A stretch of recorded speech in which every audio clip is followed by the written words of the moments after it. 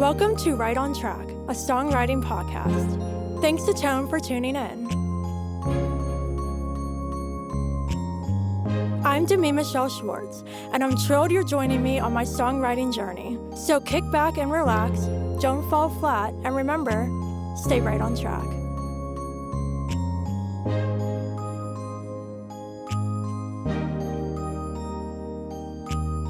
Hey everyone, welcome back to Right on Track. Joining me on the show today is an artist I'm so excited to have a chat with.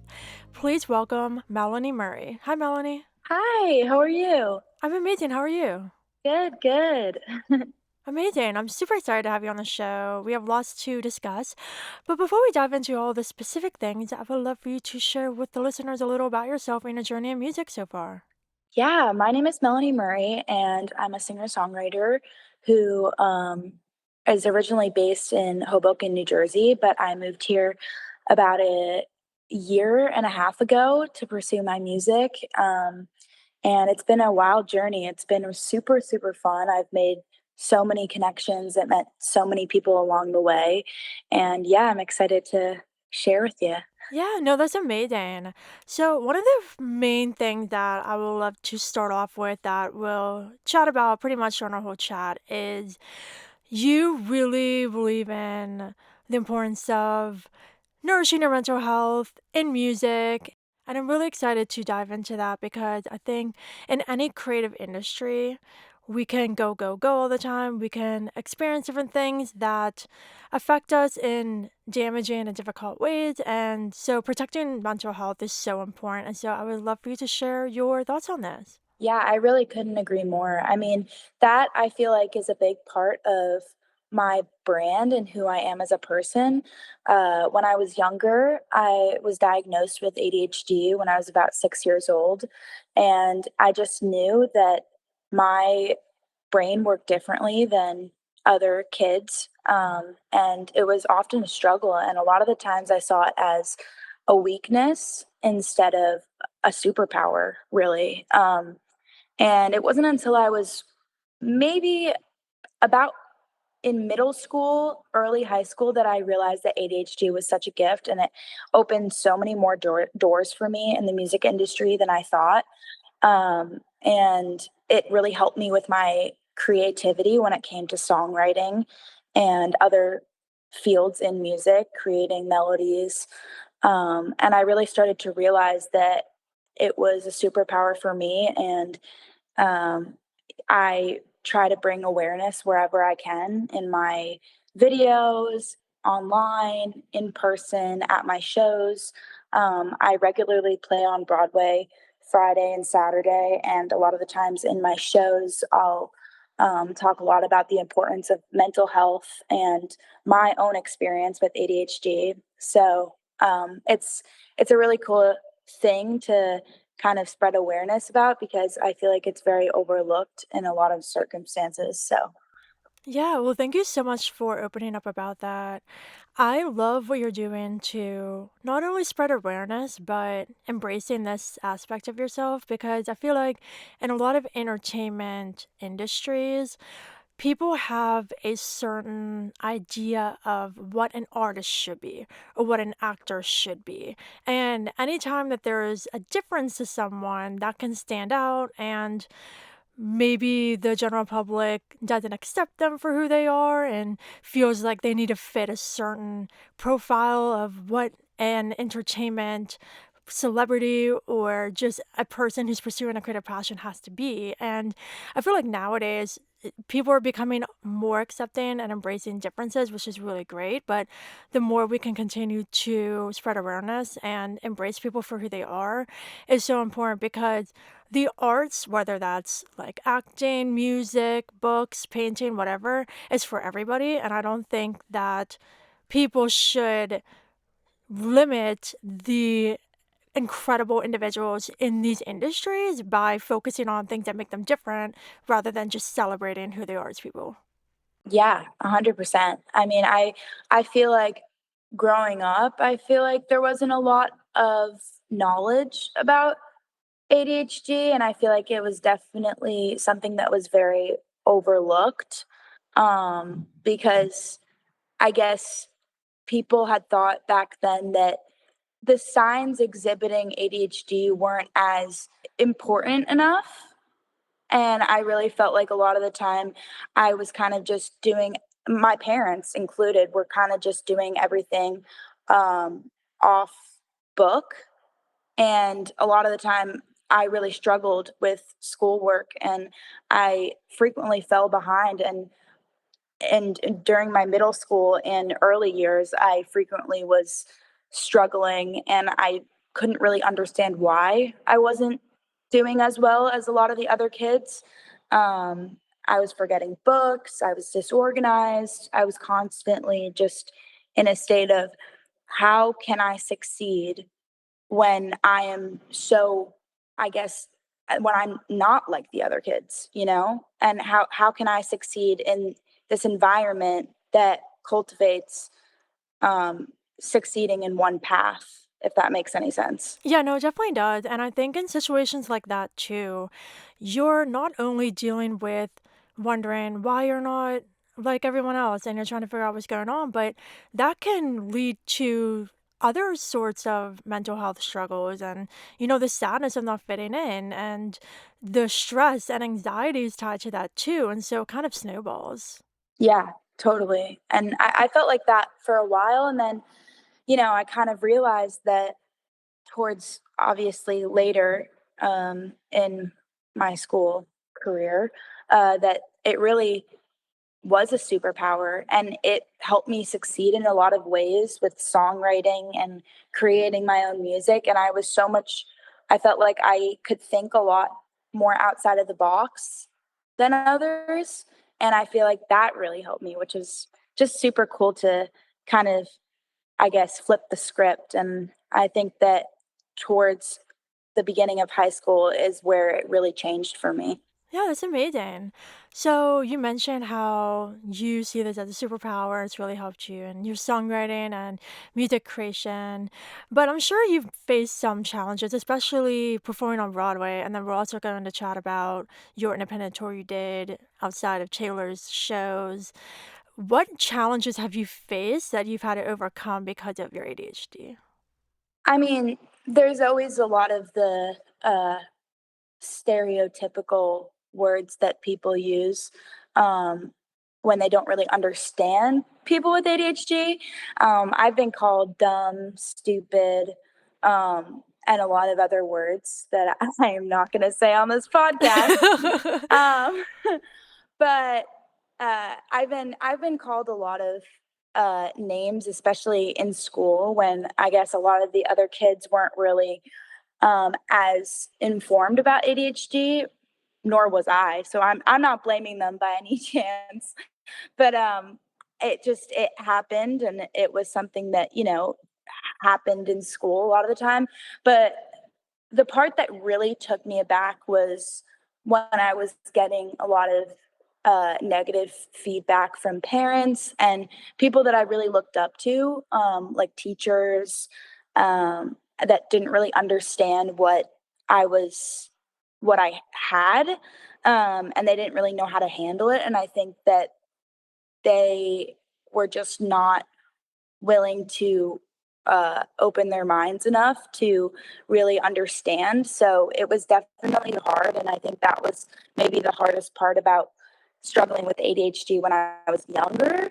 But moving here, I feel like people are definitely a lot more accepting, but I have had a few friends and peers that have definitely looked negatively upon me because they didn't really understand what ADHD was to the full extent. And I think that that's kind of the hardest part, but it's honestly made me just stronger as an individual and really confident in who I am and taking all of those things and turning it to prove them wrong.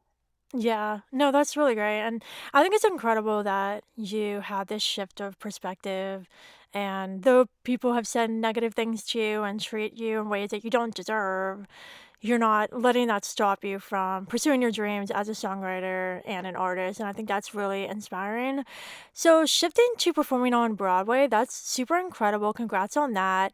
Can you share some of your favorite memories from playing on Broadway? Maybe favorite songs you performed? I've had so many favorite memories on Broadway.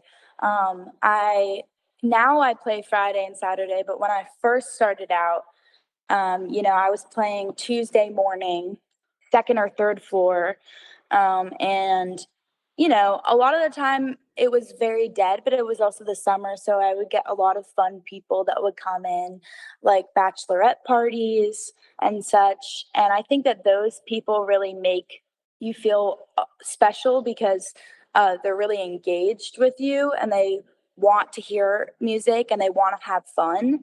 I think the hardest part about playing on Broadway is that those shifts aren't always going to be there. And there are going to be some shifts where it's like, oh, this is really dead, or it's really, people are just not as engaged. Like they just want to eat their food, which is totally, totally understandable.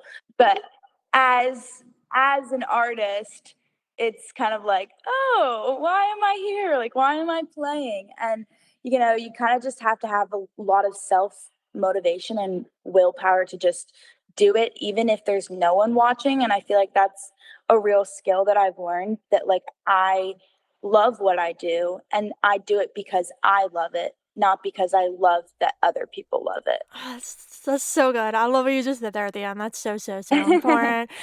Do you have any favorite venues to play at? I really enjoy playing. I'm on the Tootsie circuit right now, and I really enjoy playing at Kid Rock. I also play Fridays at Rippy's, which is super fun because, Fridays and Saturdays I feel like get a little bit more traction than the other days, in my opinion.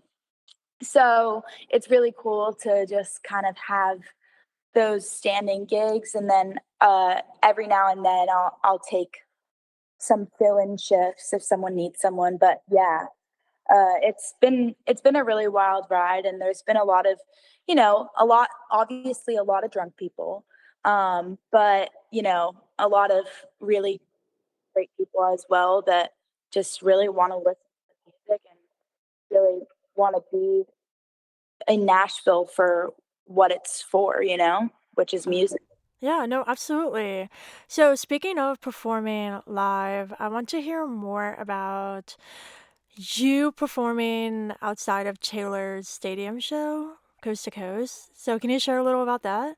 Yeah, so about I think it's almost been 2 years now, and about 2 years ago, I didn't have a ticket to the Eras tour, and like every teenage girl, I was heartbroken, but I decided that why not share my love for her music with the rest of the Swifties. So I packed up my things and I originally just played outside MetLife Stadium. And when I played outside MetLife Stadium, I had about 15 to 20 Taylor Swift songs that I would play. And then I had one or two originals. And the crowd was so overwhelmingly nice and overwhelmingly supportive that it just gave me the best feeling in the world. And a day after, I was on my phone and I get like 40 texts, 50 texts from a bunch of different people saying, "You're in the New York Times, you're in the New York Times." And I was like, what? This is fake. This is totally fake. I'm probably on some news website that someone like took a picture of me and put me on, but not the New York Times. Like that can't be possible.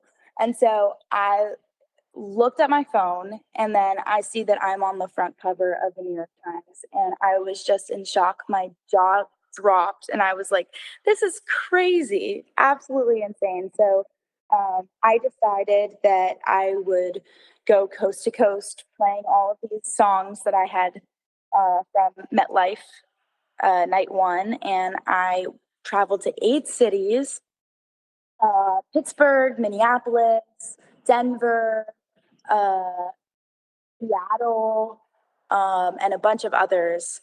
And it was just the absolute best time of my life. I was also on a bunch of other news stations that were local to where I was. And more importantly, though, the Swifties are just such a great community of people, and they really know how to make each and every person feel special and wanted. And I thought that that was just something that was so cool. And that's something that I really want to do in my fan base. And I think it's just such a cool community of people and such a great way to get people to connect with each other that wouldn't normally connect, you know? So I think that it was just a great learning experience, and it was a great experience for me because I struggled with confidence a lot when I was younger, mainly due to ADHD because a lot of people just didn't understand it, and a lot of their words I took to heart a lot of the time, and I started to believe that they were true.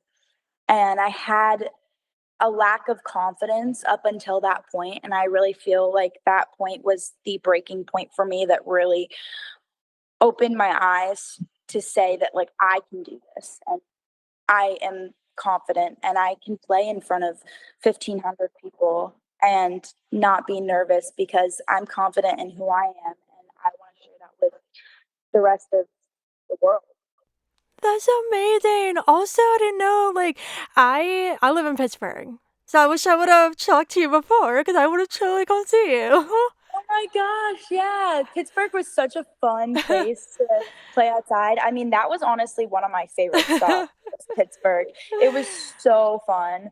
Um, and I actually people started throwing money at me. And so Oh.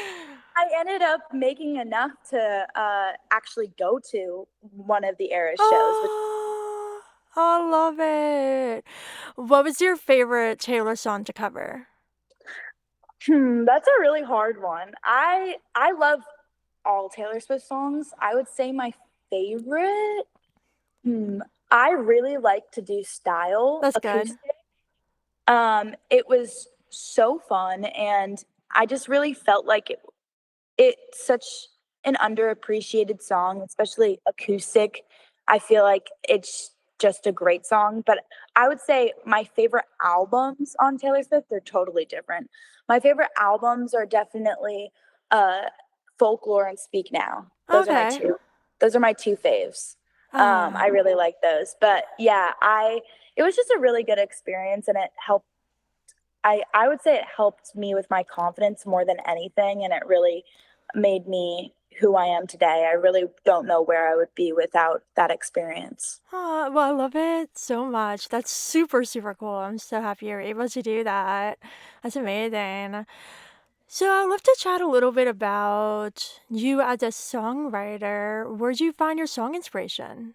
Yeah, I mean, I have a lot of inspirations as like from different artists. I definitely pull a lot of inspiration from Stevie Nicks. I really love Taylor Swift as a businesswoman. I think that she's really smart, and I think that a lot of her songs are really creative. And I just love her lyrics. I think her lyrics are really good. Um, I also pull a lot of inspiration. Uh, yeah, Avril Lavigne. I feel like I pull a lot of inspiration from her. She's super cool, and I think that I have I have country influences, but I'm also kind of pop rockish, which is really cool. So yeah, I definitely feel like I pull from those 3 inspirations.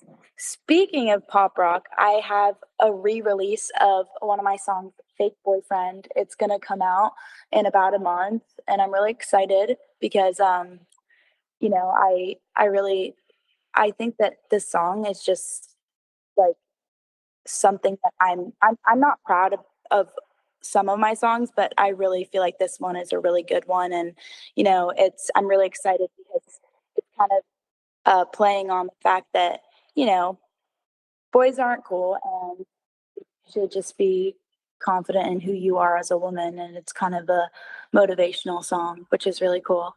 Yeah, no, I love that one. I listened to your music before we chatted, and I really think that's a great one. So, Oh, thank you. Yeah, you're welcome. So, just to wrap up our chat, what advice do you have for anyone in music who is struggling to prioritize their mental health? I would just say that health comes above everything.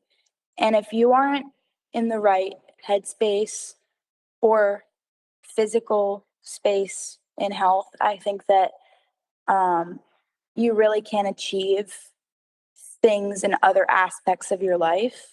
And I think that everyone should be putting health before everything because that's the most important. In fact, to put your health above everything, I'm partnered right now with CMI, which is Child Mind Institute, and they are an organization that prioritizes mental health, specifically with ADHD. And I take 10% of my profits from all my gigs, and I support this amazing foundation. And I think that everyone should really at least be more informed. And I think that CMI does a great job of informing people about mental health and ways to prevent uh, having bad mental health and ways to really cope with it, which I think are really cool. And yeah, I think that everyone should really go check out Child Mind Institute because they're an amazing foundation. And yeah, I think that that would be my word of advice. Amazing. You were such a delight to have on the show. Love chatting with you. Thank you so much for You're having me. welcome. Yeah, absolutely. Can you please share with everybody where they can connect with you online and check out your music? Yeah, so everyone can follow me at Melanie Murray Music, all platforms, and it's Melanie Murray on Spotify and Apple Music. And I had so much fun. Thank you so much. You're welcome. I love chatting with you. Listeners, I hope you enjoyed this conversation with Melanie Murray. And of course, until next time, stay Stay right right on on track. track.